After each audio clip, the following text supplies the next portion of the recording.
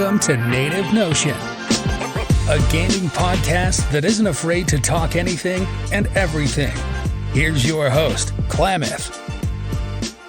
Yo, what's good? What's really good? I appreciate you guys tuning in today. Hopefully everything is going well for you.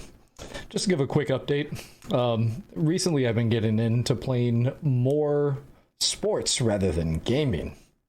When it comes to that, it's based on my passion for sports and whatnot. If you did not know about me, I'm definitely passionate about sports.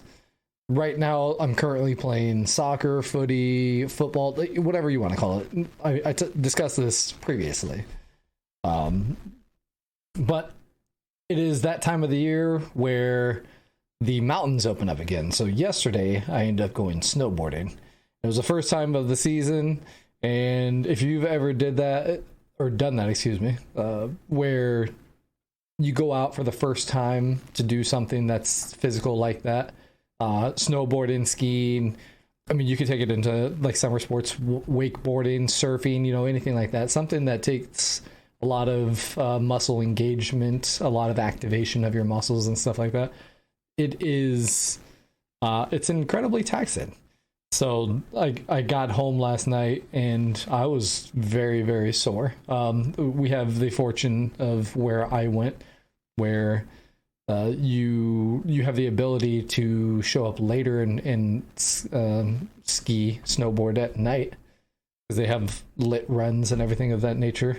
So I went with a buddy of mine, and we beat the traffic in the morning times because it is north of where I live. We missed all traffic going up there. Not all traffic, but most of it. And got up there about 12:30 in the afternoon, instead of showing up at opening. The mountains open at 9 a.m. So we got up there about 12:30. We were on the mountain by 1 o'clock, and we went hard for 3-ish hours. Just, I don't know. I think the shortest run we did was about 10 minutes or so. We did a lot of backcountry work, a lot of going through the trees and stuff of that nature, and it took a lot of incredible muscle activation stuff that I use, right, but not to that degree, not in that sense.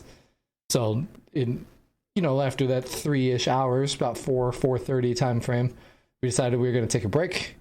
Went back to the car, had a little bit of lunch, a couple of drinks, and then right back at it. It was too early in the day for dinner, and we had food prior to showing up, so it wasn't really a time to stop for eating. But we did supplement ourselves, Nature Valley bars and things of that nature, to try to keep our energy up for that. Went back out on the mountain. I'd say about 4:30 time frame, and rode until 7 o'clock. The thing about when it gets nighttime, right now it gets dark early. 4:30 time frame is when it gets dark here. So once it gets dark, riding through trees is kind of it's not intelligent, if you will, right? There's just not enough lighting to be able to see all of the different things you need to see, a lot of contrasts that you need to gauge in order to anticipate what it is you're going to need to be doing. But we did a lot of side run, trekking in that sense, where we went off of the groomed portion of the run and got off onto the side where there was still lighting in that area, and kept it up. The guy that I went with, and we actually ended up meeting a random dude that we spent the entire day with while we were on the mountain. Real cool guy. Came out here. I live in Washington State. Came out here from Hawaii, and he's like, yeah, 2 weeks of vacation so I can go snowboarding every day. It's pretty cool. They are significantly better than I am. I am much older than they are, but they are significantly better at it. I don't consider myself to be an amateur or anything of that nature, but I'm definitely capable of holding my own, but they are way better than I am. So they did a lot more than I did. But yeah, today I'm very sore. So I'm thankful that at some point I was able to purchase a Theragun. This was probably 2 years ago or something like that. If you don't know what a Theragun is it's a massage gun. So it has you can change the tip on it, but it has a rod that connects to this tip, and it just it's cyclic. It pushes up and down. The minimum setting is 1750 RPM, but it can get up there. And I have tried higher RPMs, and I don't like it. It hurts a ton. But just using that, and I'm trying to work out my muscles because my quads are very sore. My glutes are sore. My hamstrings are sore. My calves did okay, which is surprising. While I was riding, I could definitely feel it. Felt like I was starting to cramp. Not in the sense of cramp where like it's painful and everything like that, but I could feel like while we were not doing anything, my muscle activation was constantly cycling, right? Which is like the beginning portion of cramping. So no, it was fun though. I had a great time. I want to go more often. I have a season's pass to a local mountain. It's actually through Vail Incorporated. People who are into snowboarding, skiing, mountain sports, they know who Vail is. They're one of the largest, if not the largest, companies that operate mountains, at least in the U.S. So, but they also have mountains that are outside of the U.S. So, yeah, it was a whole lot of fun. I had a great time. So I want to keep going. Use that season pass. For me, I need to go at least 4 times in order to make up the cost of the season pass. So that's my motivation. With my schedule, it's not always the easiest. I don't like going on weekends because of how busy it is. Just a ton of people, right? I don't mind waiting in a line occasionally, but I really, really, really do not like the idea of being in line for 30 minutes to go on a ride for 10 minutes and then back in line for 30 minutes, So I try to avoid weekends if at all possible. Which means like I can only go once every 3 weeks, and that's assuming that my schedule cooperates. So, yeah, let's get to today's topic. I wanted to discuss the prospect of hard work and sacrifice for trying to achieve the things that you want to achieve. There's something that I've noticed, and I've been very critical of this for some time, that we as a society, and this may be a society within the American society, it's what I know, obviously, but it seems like a lot of people seem to think that success comes with like some amount of luck, and some amount of just factors working out in your favor kind of thing. And that's not entirely wrong. Not to say that there's no chance for that to be the case, because there's a lot of times where people have earned success but haven't gotten success, right? The thing about that is that successful people have all done the same thing, right? They've all done the same thing in a general sense to be able to get to their stance where they are now, and that comes with hard work and sacrifice. So you get these people that they don't want to put in the hard work that is necessary, the sacrifice that goes into trying to achieve success. It is something that is fundamental to success, right? There is no such thing as success without sacrifice, right? There are going to be people that are more successful, maybe with less work, and that's where circumstance comes in. But that's not the normal thing, right? It's not people that get into these positions of high amounts of success do all kinds of crazy things to sacrifice for their success. And that's around the board, right? You can talk about like, imagine somebody like Elon Musk. I don't know his inner workings or what he does or anything like that. But the guy, from what I understand, he's running like 3 or 4 different businesses all at the same time. And he from people who are familiar with his habits and stuff like that, they say like he doesn't sleep very much because the guy has so much going on. He has time to make up some of what it is he's trying to do, right, as far as energy and resetting his clock and everything like that. But he's got to get back to work, right? That's a sacrifice he makes. Sacrifice sleep so that way he can continue to be successful. I mean, on top of the fact that, you know, people do all kinds of things for that. So, I mean, I know it from like personal experience in talking with people where there is like this an incredible amount of, how do you want to put it? People think that something is owed to them because of, you know, insert factor, whatever it may be. That is just a wrong mindset altogether. I'm not saying that you haven't had a hard time in life. I'm not saying that you shouldn't achieve success through hard work or anything like that. That's not what I'm saying at all. But like this idea that I or anybody else owes you anything because of the things that you've experienced or the situations that you've been in and stuff like that, that's crazy. Okay. Furthermore, there are more people out there who think that success comes with little to no hard work. And that is like the farthest from truth, right? Lots and lots and lots of people give examples of what success means to them, right? And success is different for everybody. It depends on your perspective and what you're trying to achieve. So it is something that you have to put into your perspective on what it means for success. Nobody's going to tell you that you're not successful if you evaluate what it is that you've done up to this point and consider that to be success, right? Success could be minute in that sense, where you're making small changes and you achieve goals and things of that nature, and that achievement is considered success, right?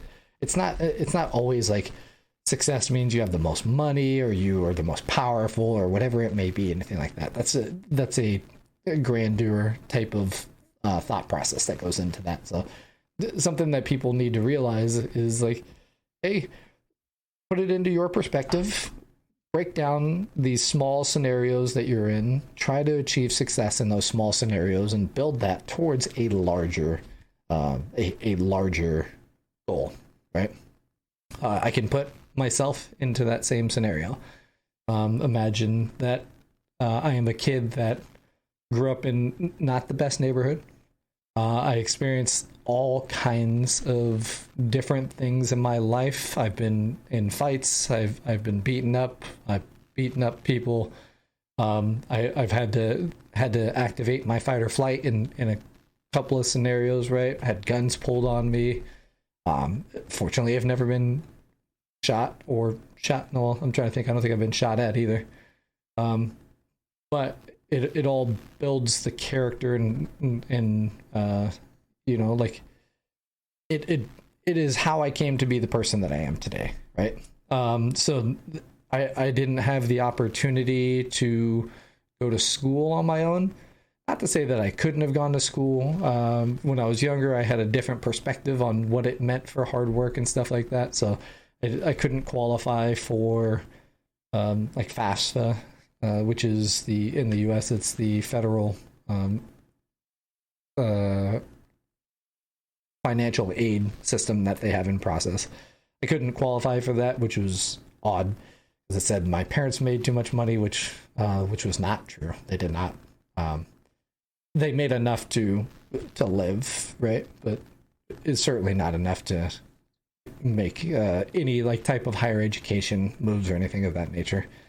I never blame my parents for that, you know, like the circumstance.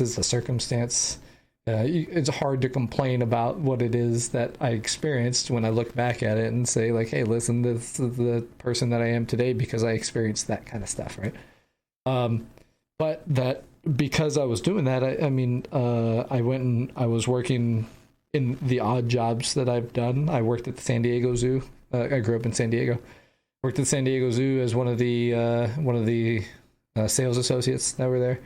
Ended up losing my job because I got sick and I couldn't show up to work. It kind of sucked. There were some things working against me there where even if I did work really hard, I could not have gone very far there because there was a system that was put into place that was discriminated against males. And I don't even know if I could find the I don't know if I can find the news article that's associated with it, but this was back in like the early 2000s. They were sued for discrimination against males, and the person that ended up suing them, I knew that person. They won. The group that was in charge there, they didn't promote males because they wanted females in charge. So, a thing working against me, right? But anyway, I got fired from that job. I went and I got a job working at a gas station, and I worked overnight at the gas station. This is after I got out of high school, so I didn't have the obligation to be on one set schedule. I didn't have a car. Fortunately, the public transit system was good enough at that point because I was young. I was considered a student, so I was able to get a monthly pass through they call it the Metro Transit system in San Diego, and I could ride buses, and they have a trolley.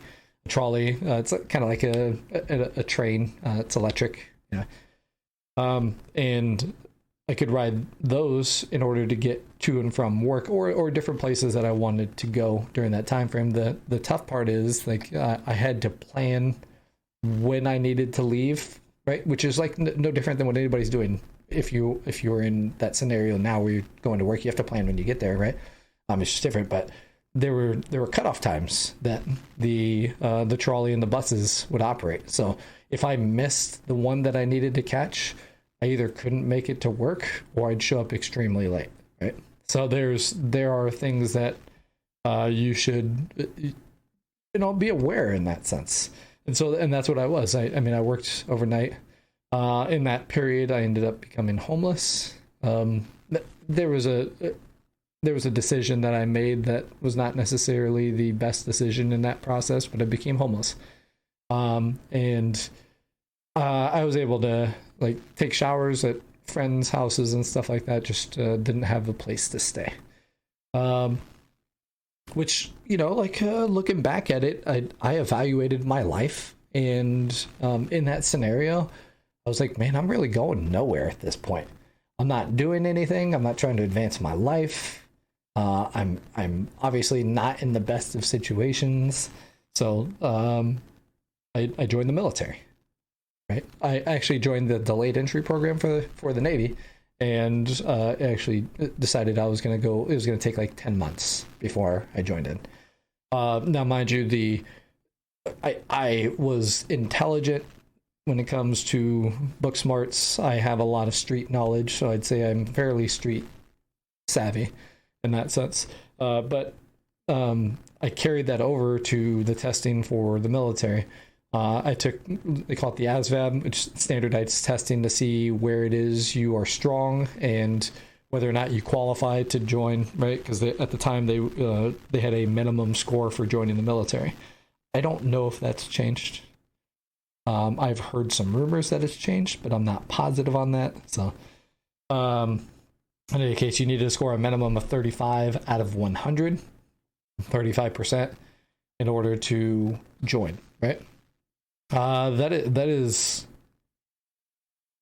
when I'm looking back at it, I'm like, wow, that's like not a very hard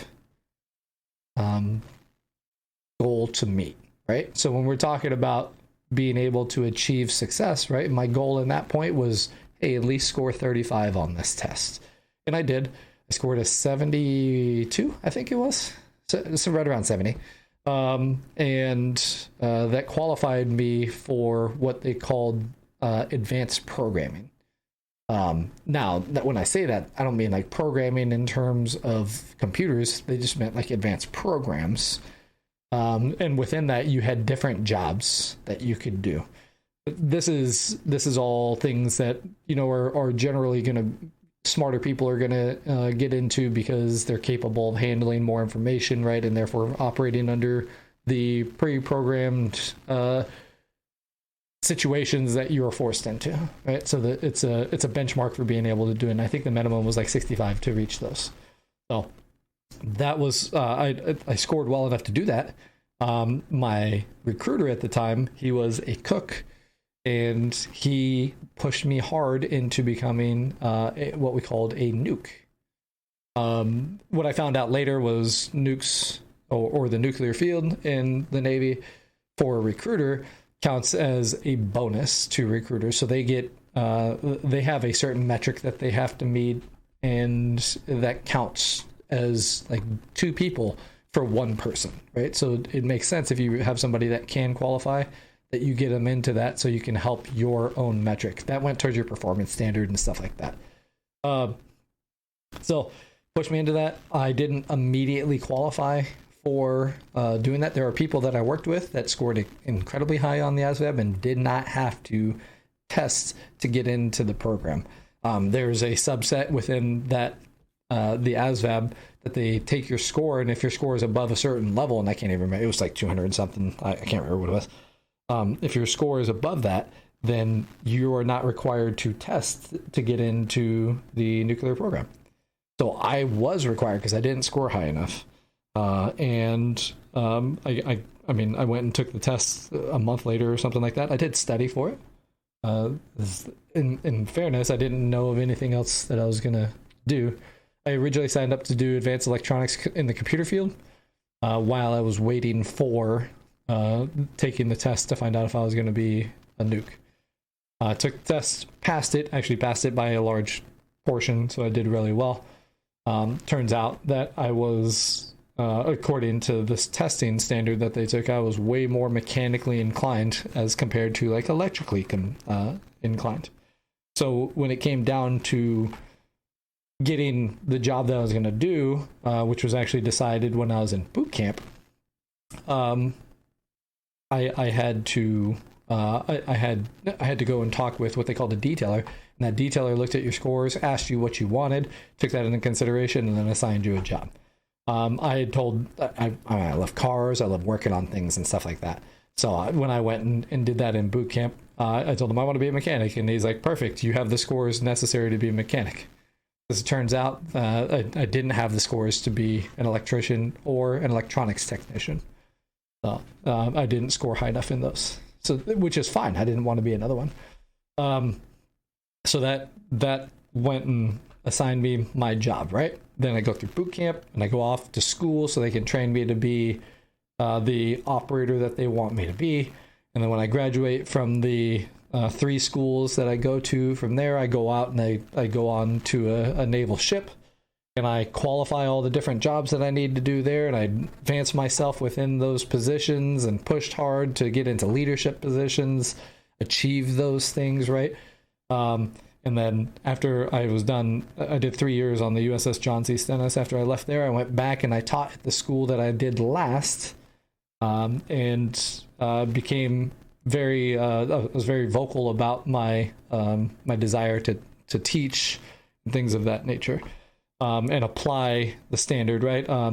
Mind you, if you ever get a chance to talk to anybody that has worked with or under or for me, whatever you want to say, they will absolutely tell you that I hold a standard and I don't let anybody slip for that standard. And a lot of times that causes issues for people, right? Because a lot of people expect that if they fall short of the standard, that it's going to be okay. I don't believe that's the case. That's not to say that you can't do that, because that would be it would be very naive of me to say that I'm always meeting the standard, right? But the idea that it's okay is where I fall short of that. I evaluate myself for the fact that I have not met my own standard, and then I put that against, like my supervisor's standards and stuff like that, which I try to maintain a higher standard. So I'm never I won't be in a situation where I'm not achieving my supervisor's standards, right? But the idea of me not meeting my standard ends up being a catalyst for what it is I do to myself afterwards. And that is I continue to push. I have to make things happen. And within that, I need to make sure that I'm getting to the point where I can achieve the goals that I have set for myself and then meet the standards that are set for me. that is sacrifice, right? One thing that many people won't do to this point is evaluate themselves for their shortcomings and make changes necessary to improve themselves to meet the things that they're trying to do. This is true in a lot of scenarios. People, you can see it in the streaming world, right? People think that if I go live, once a day and stream for, I don't know, call it 2 hours or whatever it is, 8 hours. Some people really do that. It is what it is. Then that'll equate to success in the streaming world, which is incredibly naive. There are things that I learned while streaming about doing all kinds of things to expand yourself, to make yourself known, and get your name out there, bring people in and actually like what it is that you're doing, right? That's your content. Yes, I did air quote. You can't see that, but I'm air quoting. It isn't just your ability to entertain. Some people are incredibly good at a game, right? Like, think about it. There are professional scenes for esports, right? Those players are the top of the top players in that esport, right? Whatever game that they're playing, which is fantastic. It's a feat. And that is their ability to provide content, right? Their ability to be incredible at that game is their content.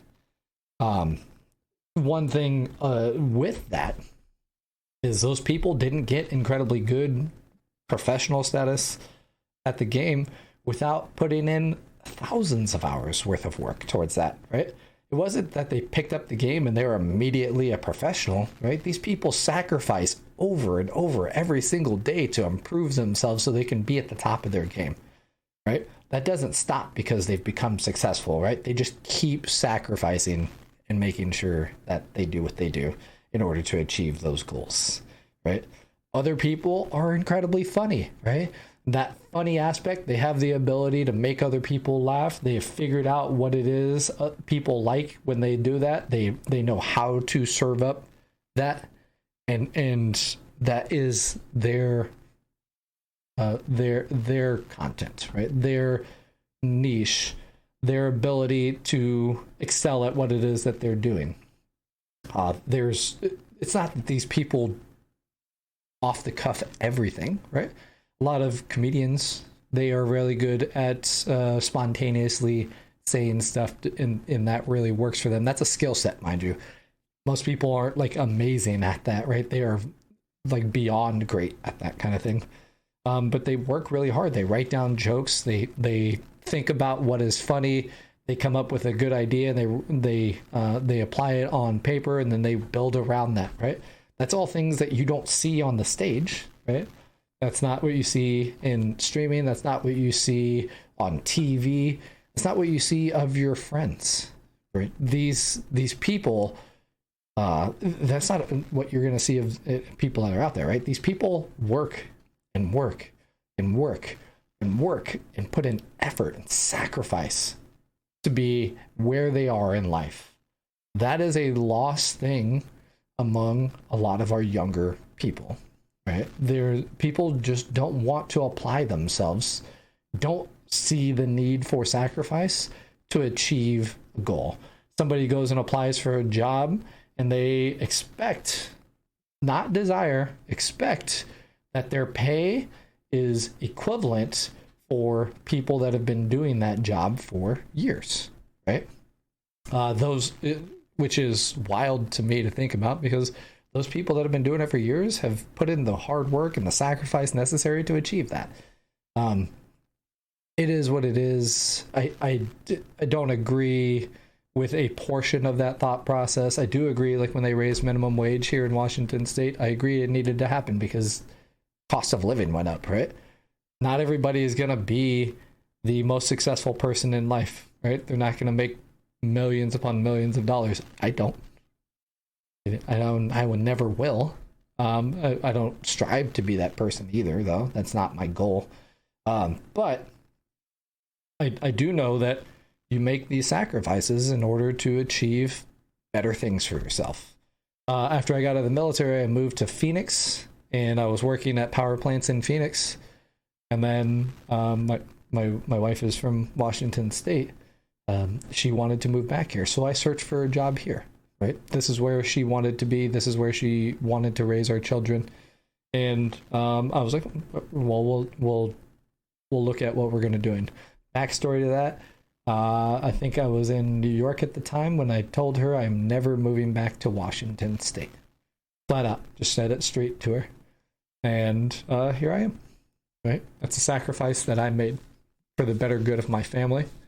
Right, to be able to achieve the goals that we want together. Right, we set goals, right? And this is what we're trying to achieve.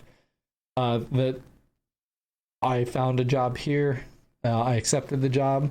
I ended up moving here in May of 2015, and my family didn't move up here until August of 2015.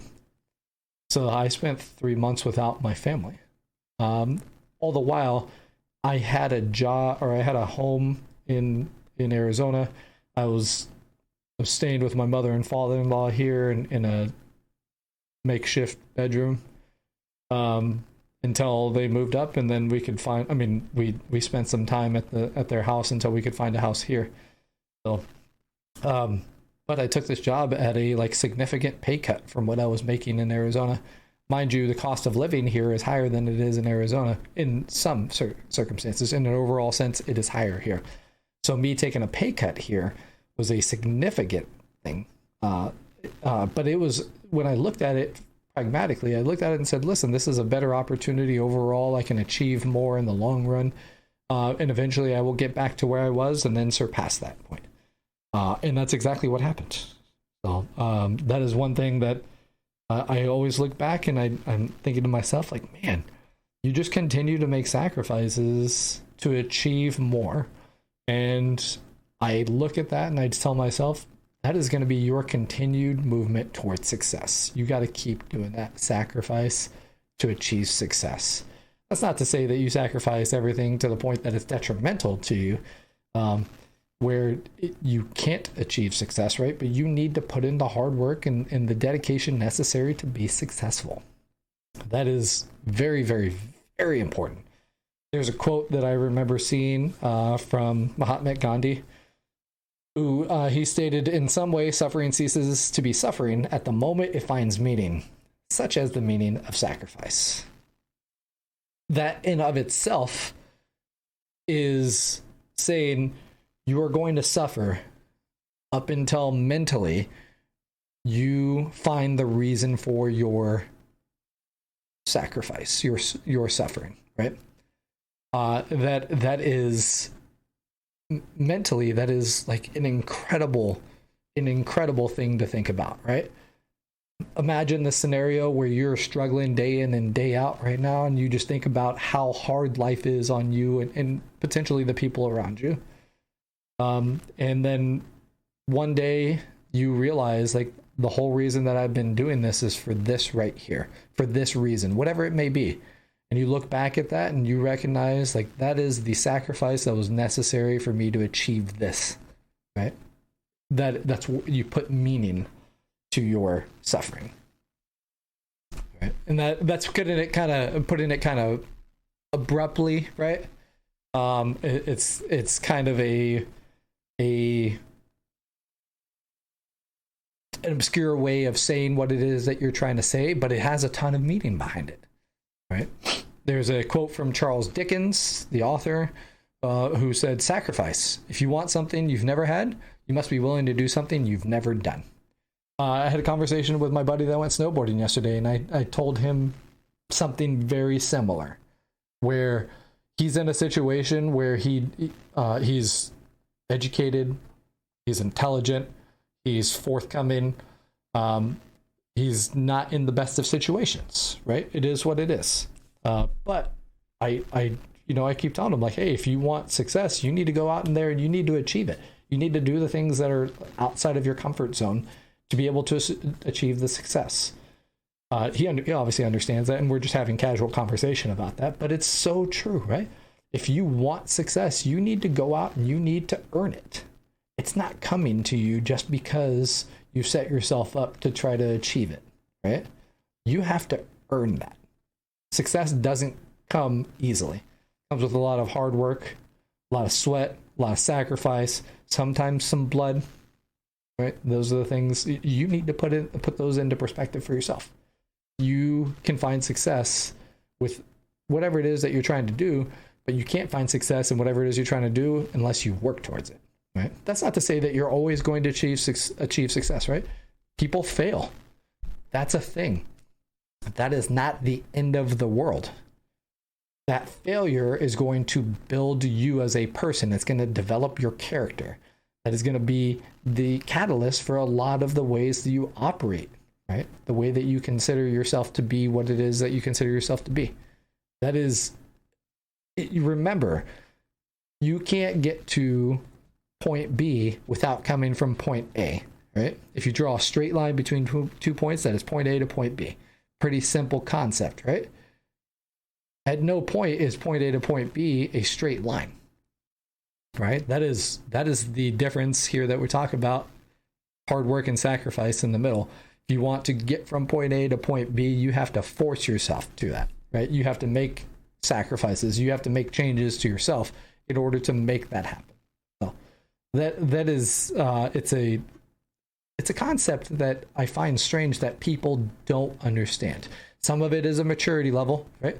Some people are not mentally mature. That's not to say physically or anything like that. They're just not mentally mature to understand that they need to do the things necessary to be able to achieve goals that they want to achieve.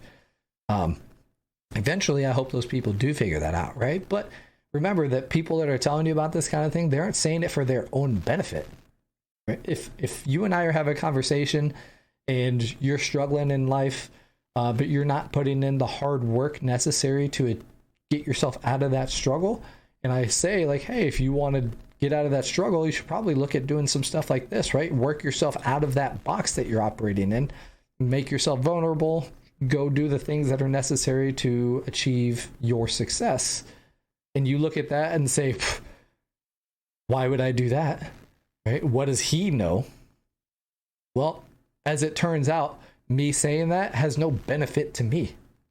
There is zero that I win from doing that outside of being able to celebrate your successes, right? It doesn't benefit me any way for you to be successful. That's not the reason that I'm doing this kind of thing, right? And that's how most people operate. If I'm not saying that all help is warranted. There's a lot of help that's unsolicited, but that doesn't mean that the people that are applying help in that manner are wrong, right? Think about that. Not everybody who's giving you advice is wrong. That advice may not be the advice necessary for you to achieve the goals that you're trying to achieve. Doesn't make it wrong. Conceptually, that's what you need to consider, right? There are things that go along that aspect that are incredibly important to your ability to get through that mentally.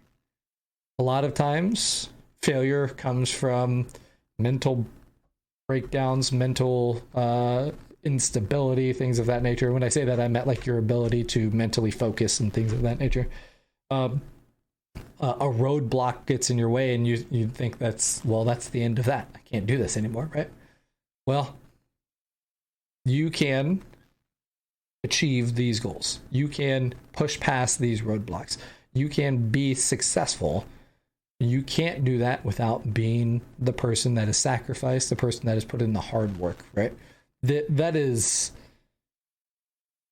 an important concept that I hope you carry with you all the time, right? I want you to be successful. I don't want you to achieve success without hard work, because if you don't have the hard work, you don't respect what it takes to be in that situation. Mind you, that's most people. Right? Most people understand conceptually that, hey, if I don't put in the hard work, then I'm not going to get that. The people that have success often look back at their sacrifice to determine what it is that they did in order to achieve their success, and it paves the road for where they can go in front of them to achieve their next goals. Right? That is not something that people take lightly. And most of the time, that's not shared, right? I'm not telling you about the things that I'm doing mentally to prepare for how I want to achieve further goals in my life. That's not the thing that is necessary, or it's not something that I really need to air to everybody. That is more along the lines of what it is that I use internally to continue to achieve the things that I want to achieve. Right? Just because I've had some success in life doesn't mean I have to stop. Right?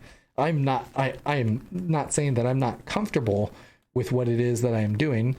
That's different than what I'm saying. I like the position that I'm in. I want to achieve more. So I continue to do the things necessary to make sure that I'm meeting the standards that I have set for myself and my supervisor, like I said before, and push towards the things that I want to achieve. That includes duties that are not a part of my regular status. That's something that I learned a long time ago. If you want something, you often have to do the things that you don't want to do. Right? That's what Charles Dickens said. If you want to be successful, you're going to have to do some things that you don't want to do. But your success is dependent on your ability to do those things that you don't want to do. Keep that in mind. All right, I just wanted to discuss that today. I appreciate you guys hanging out with me.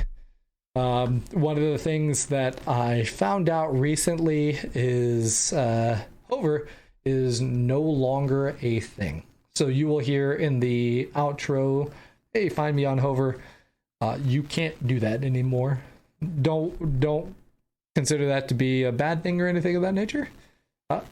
Just keep it in mind. We move on. I didn't do a lot of work. There was a point where I stopped really liking Hover anyway. I saw what it became, and it was like people doing the follow for follow thing and then support for support thing and blah, blah, blah. And like, it's not why I got into it. So not a huge deal in that sense. Anyway, hope you guys have a great day. I hope things are going amazing for you. I hope that listening to this provides you with some amount of perspective that is necessary to help you achieve the things that you want to achieve. Please use anything that I have to say within context to assist you.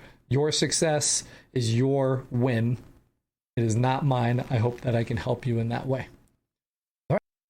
Find me on all of my socials. I'll have my link tree placed into the show notes right there. Share it with your friends, whoever it may be. I was fortunate enough to have somebody share that with their friends, and that did help me. It doesn't always work out. I shared this with my family members, and I don't think any of them have listened to it. So, nevertheless, if you can do what you can, I certainly appreciate it. All right, have a great day, and I will catch you the next time. Thanks for listening to Native Notion. Make sure you subscribe so you don't miss any future episodes. In the meantime, keep up with Klamath by following him on Twitch, Hover, and Twitter. All links are in the show notes. Until next time.